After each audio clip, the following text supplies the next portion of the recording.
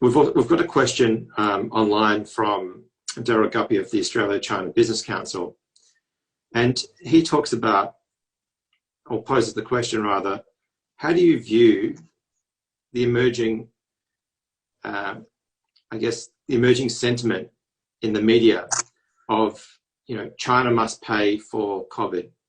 Mm-hmm. How do you see this narrative coming about in terms of US-China relations over time? What do you think it will do? Well, it's I'm intrigued that these statements are coming out because, I studied philosophy, and the one rule in philosophy is if you are saying that X should do this, you're actually saying everybody should do it. You want to make it a universal rule.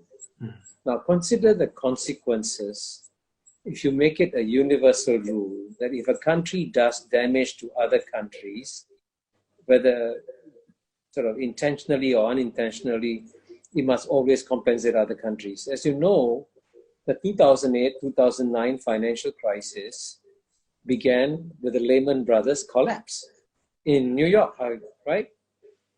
Now, it did a tremendous amount of damage to many economies around the world. And did any Australian then suggest that, hey, the United States did a lot of damage to the world with this 2008-2009 financial crisis. We should get compensation from the United States. Nobody did, right?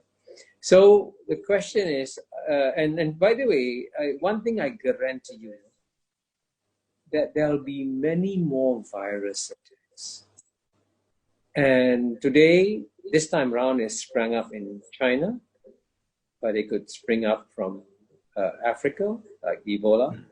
It could spring up from America.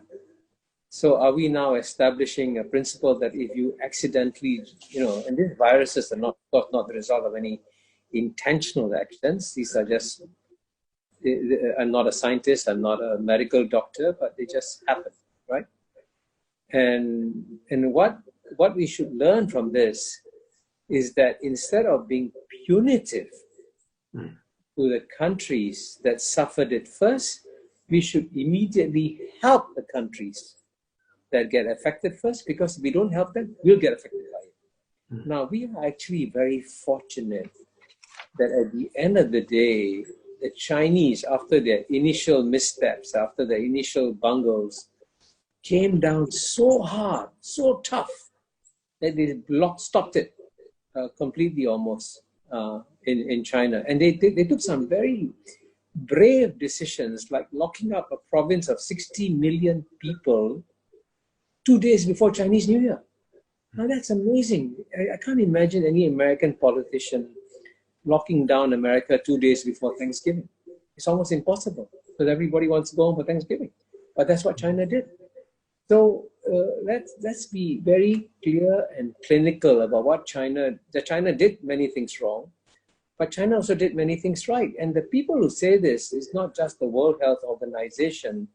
I recommend you read an open letter in the Lancet, which is a very prestigious British medical journal, a letter that's signed by thousands of professionals saying, hey, China did an amazing job, actually, to stop it in its tracks.